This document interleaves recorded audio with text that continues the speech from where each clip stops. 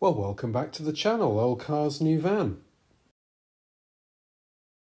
So we're inside the Great British Car Journey.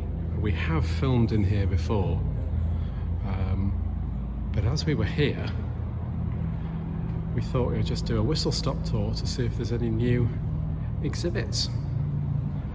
And I'm spotting this little MG on the end. I don't recall having seen this one before. The tiny spindly little wheels. That's absolutely terrific. 1933. A handy information sheet helped me out there. That's great. So this is a new one on me. This is a Railton, and apparently it's an American chassis with a Buick V8 with the coach built, done in Surrey. So sort of British-American collaboration. Again, mid-30s, really cool. So, what's new in here? Let's go for a wander. As I say, if you haven't seen our full coverage of the Great British Car Journey, it is on this channel already. Go back and have a look. But really the purpose of this is just to have a look as we're here and see if anything new catches our eye. The Minor Million, to commemorate the millionth Minor produced.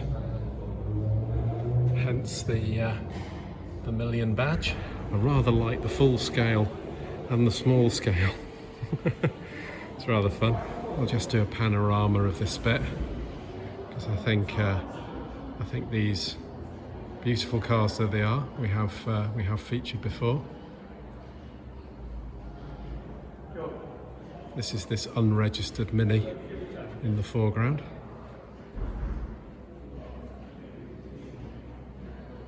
This little russet brown Mini Clubman. This is lovely because this is the same colour as my first car. If you go back again on this channel and all the cars that I've ever owned, you'll find my first car. And I was just saying to Maya that these seats, that window winder and that carpet is exactly the same BL fodder as was in my Austin Allegro. Absolutely identical. Always liked the Clubman. I think if I was going to have a Mini, I would have a Clubman. I rather like the squared front. So again, just a panorama here because many of these cars we have seen before and videoed before. So as I say, if you're interested, go back and search the channel.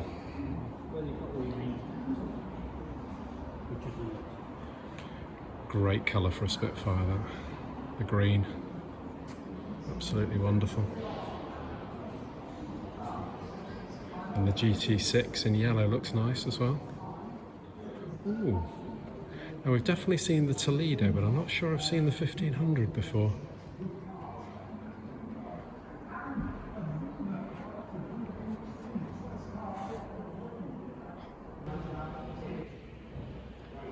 Again, just a panorama here. Very striking purple paint job lurking from behind the Roots Group sign there. Yeah, the Sunbeam Rapier. That's lovely. The pillarless coupe. Oh, that's fantastic. Goodness me, I think he's added a Frontierer to the collection. Oh well.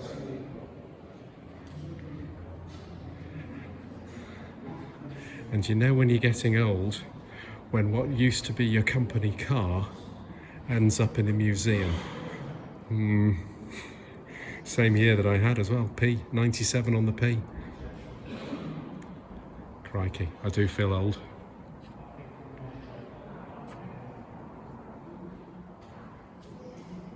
This deliciously basic 13L Escort.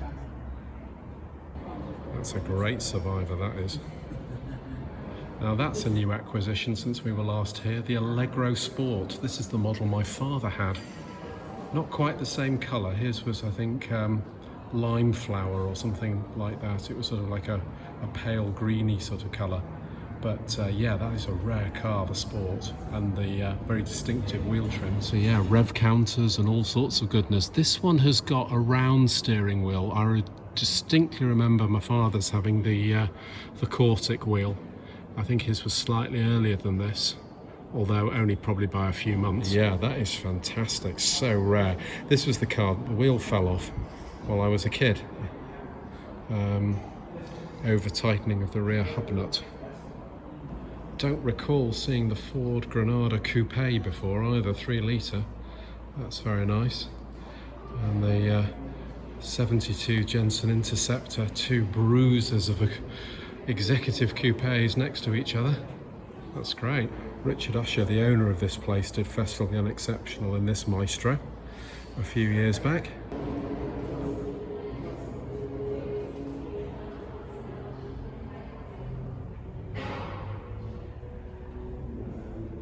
Always a great place to visit this. Thoroughly recommended if you're in the area.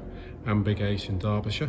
Apparently this rather weather-worn Land Rover is a TV star from a TV show I'm not familiar with, Vera. Now, because we are at Great British Car Journey and Drive Dad's Car, which if you're not familiar is the option to pay to drive a classic car, it would seem rude not to just soak in the current fleet, because they do change the fleet over. And so this is the current selection. I think that Metro's a relatively new addition. This is the Morris Minor convertible that Maya drove many years ago now. If you haven't seen that video, you can go back on the channel and find it. She drove this car around their private course here.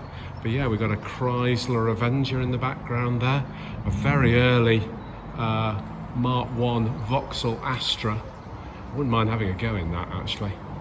1982 X-Reg. Again, this Cortina, 1983 Cortina, I think this is a new addition to the Drive Dad's Car fleet. As indeed is the MG Montego. Yeah, that's great. God, I can't remember the last time I saw one of those. Most of them rotted away for Britain. But I think when it was launched, the MG Montego Turbo was the fastest 4-door saloon car in the world. Something like that. Please correct me in the comments if I'm wrong on that statistic. But I think that was its claim to fame. And this is the Hillman Imp that I drove. Again, if you haven't seen that video, you can go back on this channel and check that out. Me driving around in this little turquoise monster. Yes, a couple of new Austins as well at the back here. The big Farina obviously in the background. I think I may have mentioned previously on the channel I have an unexplained interest in these big Farinas, because they really are before my time, but I just think they look great. I'd really like to own one, although I have the suspicion it wouldn't be a very long-term purchase. And as a tribute to my dad, we'll end this video with the car that he always used to say was his favourite and most comfortable, the Princess, the BL Princess.